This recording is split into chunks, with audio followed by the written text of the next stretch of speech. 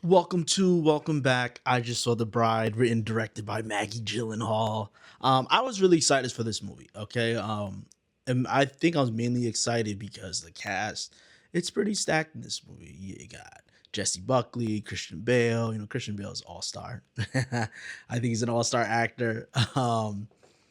You got Annette Bening. You got Jake Gyllenhaal. You got Maggie Gyllenhaal's husband. I forgot his name. I think it's Peter Skarsgård. Um, Penelope Cruz. It's a really stacked cast in this movie, and all of the trailers are like, I was like, okay, this is interesting. And I always like that shot in the trailer where her head's in the glass and it's like monstrous. And boy, was I not ready for this movie. This movie is truly unhinged. Like the whole time I was watching, I was just like, oh, they're going there. They're gonna just be kind of insane. And the movie starts with this um this black and white low lit, this like I don't know if the light was swinging or Jessie Buckley's putting her head into the light and slowly backing away, but she's Mary Shelley, the writer of Frankenstein, and she's like possessing Jessie Buckley's character. It's really, I gotta say, a movie that takes bold swings. I'm always down for, and the first hour especially, I was really down for this movie. I really didn't have any issues until that second half, and then you're kind of like, all right, where are we going? And the movie doesn't know where to end. It's just I don't even want to talk the second half. But that first half, I really, really was enjoying it. I was laughing. Jessie Buckley's going between like her being um what's her name? Ida Penny. It's like her being talking normal, and then she does this thing like it was just, I don't even know how to explain her performance, but I was so glad we're getting this. Like this movie cost $90 million, and it's like we're getting an unhinged movie. Like it just was taking swings, and it makes me think of when Kobe was like, I'd rather take 30 shots and take, 8 shots, mama. Like, whatever. This movie's taking 30 shots. This movie is just saying, give me the ball. Bang, shooting. Even if they're open or not, they are taking the shots, they're taking the swings, and it was interesting. One scene in particular I really like is when Frankenstein and the bride go to the club, and like Frankenstein's character is obsessed with like old Hollywood films, and Jake Gyllenhaal's character as this actor, like he always sees himself in this fantasy he creates. And when she's dancing in the club, he's fantasizing what he sees in his fantasy. And I thought the movie was going to go that route of, Frankenstein has a version of her, and then the bride has to figure out who she is, who she wants to be.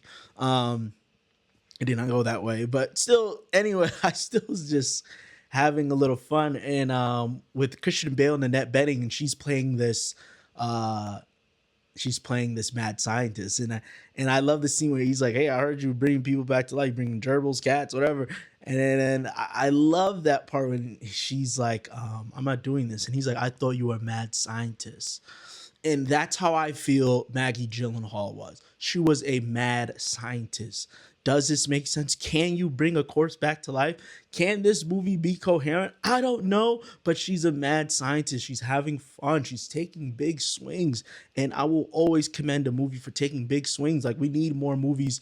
Like, yes, you can say if a movie's good or bad, whatever, you can go into that. But this movie has a little sauce to it. And I like what she's doing.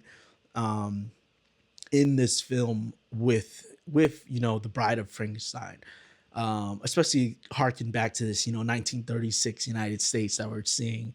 I thought it was pretty good, and I feel like Christian Bale and Jesse Buckley really bring out the chaos in the film. Like they're like yelling, laughing. Oh, then the scene where I think the ballrooms I actually really did like, where like they're kind of possessing people with their dance, and like it's very weird and jolted, but then it comes out smooth.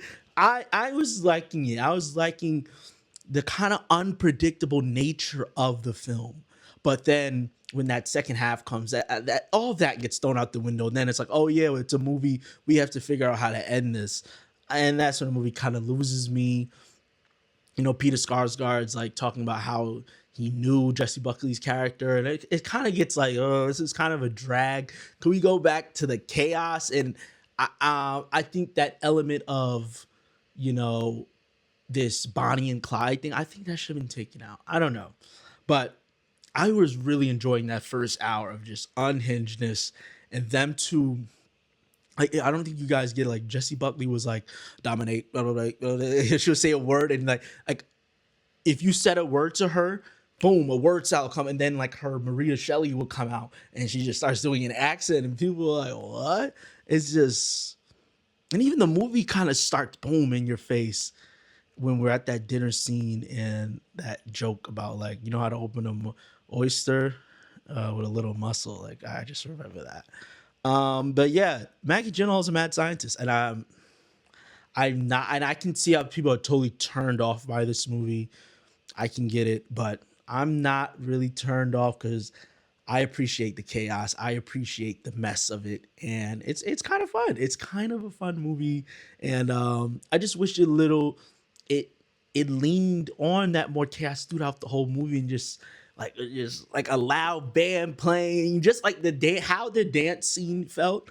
That's how the movie was feeling at first. Just like, whoa, but it was kind of organized, but it was also kind of chaotic. Like, people randomly getting possessed, and you're just like, what is going on?